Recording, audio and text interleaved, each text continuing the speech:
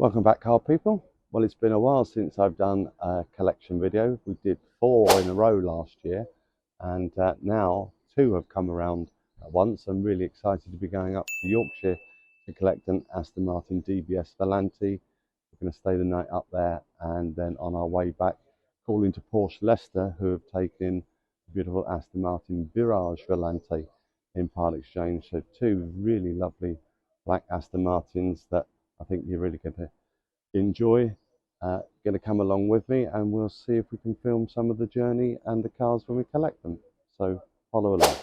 Right, that's the first leg done. Sunningdale to Waterloo. Waterloo now over to King's Cross. That's St Pancras over there for anyone that hasn't ever seen the beautiful spire of the St Pancras station. Behind me, the entrance to King's Cross, where we will board the Northern train.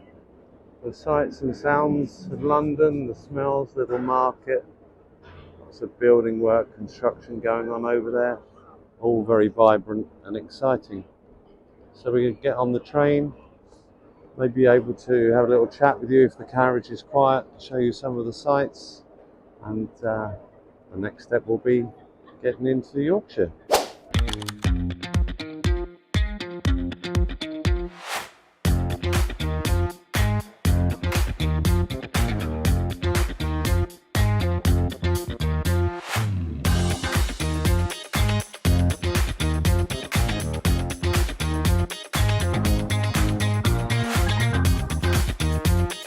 Right, so we arrived at the station. The journey on the train was noisy and hectic. There'd been cancellations and delays, so I wasn't really able to do any filming. Put the camera out of the window a little bit for you to see some of the scenery. And now we're at the workshop where the car is. Got an eclectic bunch of motors in here. We're on a little trading estate. There's an old Escort there, look at that. Anyway, here's the car that I've come to buy. Aston Martin DBS Volante Carbon Edition. 2011 car. Carbon black. Got carbon front splitter. Carbon wing mirrors. And carbon rear diffuser. A little bit of carbon again on the clear rear lenses. This car is an absolute beauty. It's going to be the cheapest one on sale, and I'll tell you why in a bit, so follow along, because the history of the car is rather interesting from what I've gathered. We're going to get on the road because we've booked a hotel for the night.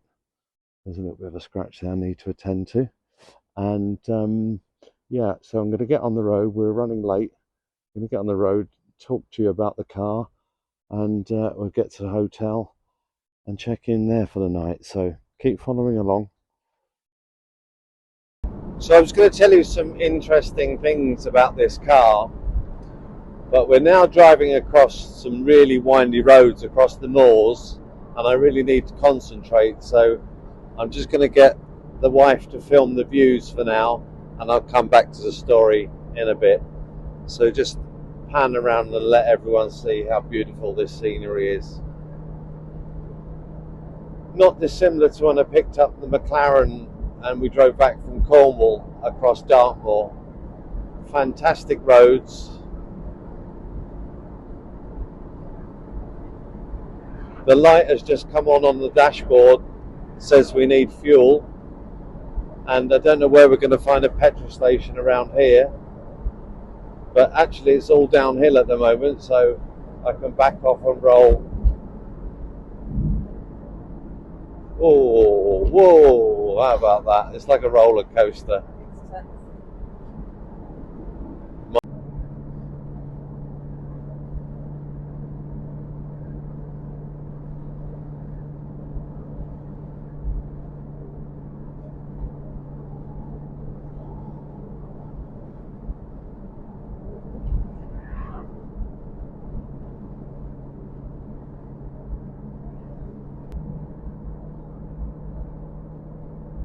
How are you feeling about the petrol situation? I'm getting a little bit worried. Look, we're in the middle of bloody nowhere. The roads are the most beautiful I think I've driven on, and I can't even explore the performance of this car for fear of running out of fuel, so fingers crossed. Right, I'm a bit more relaxed now. We managed to find a petrol station, so I can tell you a little bit more about the car. Carbon edition Volante, carbon black, carbon ceramic brake discs, very high spec with the piano black interior, full obsidian black leather, and the lovely Bang & Olufsen hi-fi.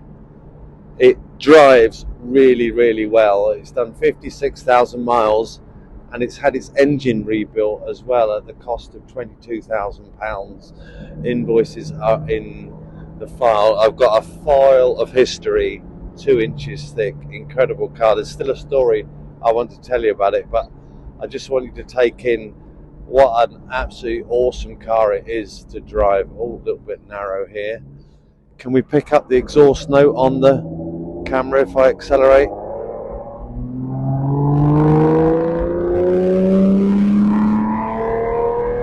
Whoop!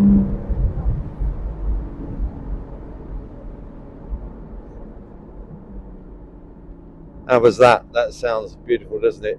Made for these roads. Got the top down. It's getting a little bit chilly now, actually. But if we hadn't had that setback with the fuel, I'd have enjoyed driving this car over those moors like that. I'm sure plenty more roads to go. We need to get to the hotel though. We're running late. Best laid plans and all that. Train was delayed, and it took longer to do the handover. So much more that I want to tell you, but I'm going to have to save it and concentrate on driving, get to the hotel, save it for a little bit later in the video. So keep on watching. Castle Howard over there, and this phallic looking ornament. Are we going straight on?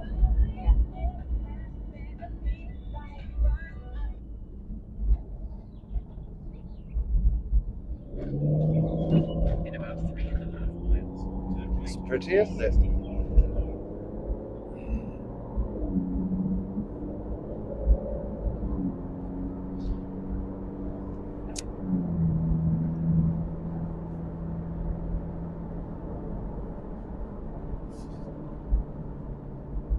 We've got priority. Well, we're in an Aston Martin, of course we've got priority.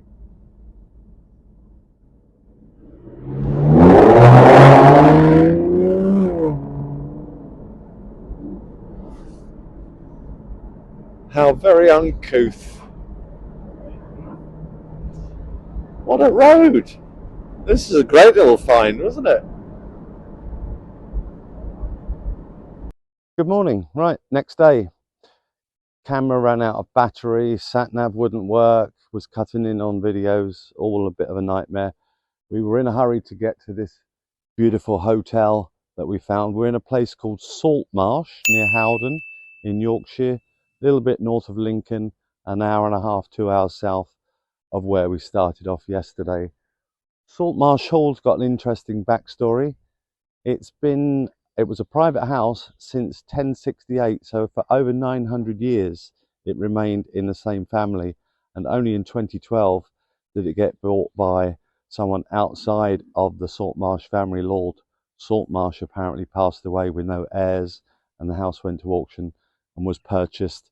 It's been repurchased by a couple who have turned it into a lovely boutique style hotel and wedding venue, and I have to say we've had a really nice night here. So Saltmarsh Hall, if anyone's interested, I highly recommend it. So we're getting on the road now, taking the DBS. It's been raining overnight, but we're on our way to Porsche Leicester to pick up a Aston Martin Virage Volante, so another black Aston Martin convertible that was part exchange with them, and I was lucky enough to be able to buy that. So we've got 2 lovely cars coming into stock. I've still got to tell you the story about this car, so let's get on the road and let me tell you what I know about this one.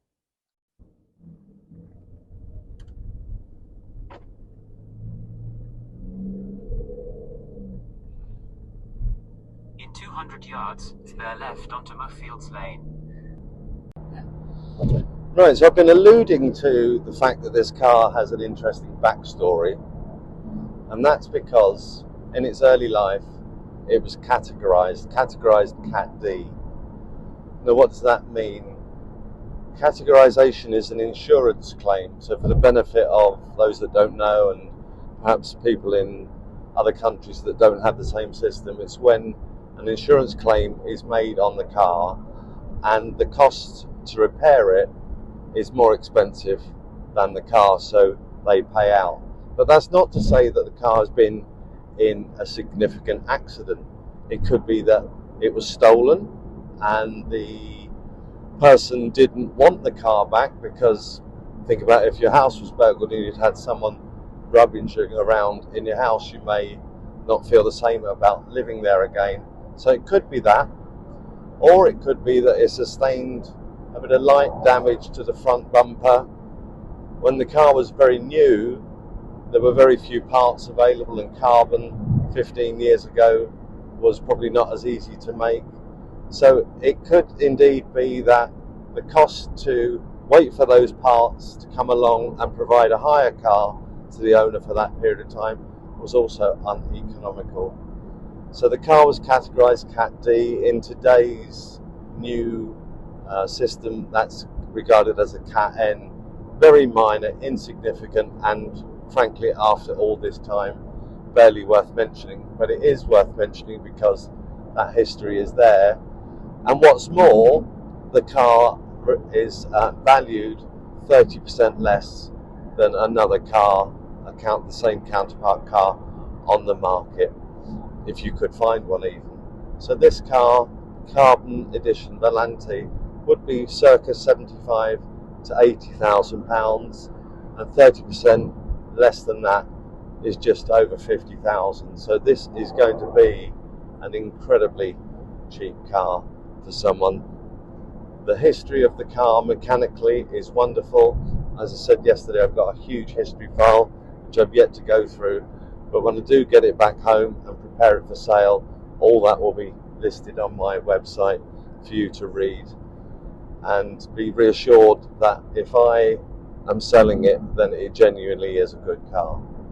So now we're on our way to Leicester to pick up this Aston Martin Virage. I hope that goes well. Sometimes main dealers don't know their left hand from their right hand, and we get passed from pillar to post, but we'll see what happens when we get there. So we'll try and film a little bit of that on the journey. Meanwhile, grey, gloomy day, can't have the roof down, so we're just going to trundle on down to Leicester and film that section of it when we get there. So keep on watching. Thank you.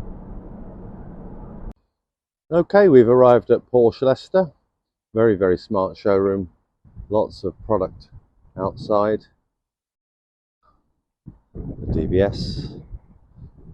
And someone's just been out on a test drive in that beautiful 911 there. Loads of Macans and Cayennes and Taycans over there. In the showroom, actually, they wouldn't allow me to film, which is disappointing, because I wanted to show you they've got some really nice RS product, GT3 RS, Cayman GT4 RS, some really sexy cars. This little boutique that you can just see through the window there. Got some really stylish apparel, very, very nice. But unfortunately, yeah, their policies do not allow us to film inside, so unfortunately can't show you what's going on in there, but I can show you the car that I've come and bought. I've been inside and done all the paperwork. Was actually a little bit disappointed with some of the description of the car. Oh, very, very windy. Here it is over here. We'll make a nice car of it though. Cosmetically it's really good. It relates to the glass key, in fact, which is quite damaged on the crystal end, which is an expensive repair. So they've kindly rebated me some money against that. So here we go, a lovely smart Virage Volante. It's got the clear rear lenses. Facelift 62 plate, 2012 car. Got carbon centre caps, carbon discs. Got a lovely ivory interior. That looks really crisp. A little bit of driver seat bolster that will need attending to. But I'll make a car of it, and another lovely example that will come to the website very, very soon. So we're going to get back on the road, get home. I've had inquiries whilst I've been away on a couple of cars in stock, so I've got to get back and deal with that. So this will probably be the conclusion. I'll end up showing the cars back at home, and that will be the end of the video for the time being. So thank you for watching, and see you for the conclusion back at Stream Cars. So to conclude the end of the video, both cars safely back here at Stream Cars HQ and looking splendid. We raced back because someone called me on an appointment on another car and they've failed to show up. So whoever you are, thank you for that. Maybe you'll give me a call later and explain why. On another note, just wanted to say the car that I bought from the Porsche main dealer came with a V5 and a service book. This car that came from the gentleman up in Yorkshire came with 3 folders full of bills and invoices for thousands and thousands of pounds, 2 keys, valet key, service book. Really, really wonderful history, the sort of thing that Aston Martin owners want. So what do you think in the comments about this ridiculous rule that GPR says that you can't pass on documentation for a car's history? Main dealers have to abide by that, and any documentation that did come with the car has been discarded. It's annoying. Anyway, we'll conclude it here. Thank you all for watching. Hope you enjoyed the journey. Look out for both of these cars going on to the website very soon. If you have got a car for sale, I'm very much in the market for buying. I'm got my buying boots on. We were almost down to 1 car. Now we've got a few to get on with and get prepped. So until the next time, thank you for watching. Hit like and subscribe. Thank you very much, and see you on the next video. Goodbye for now.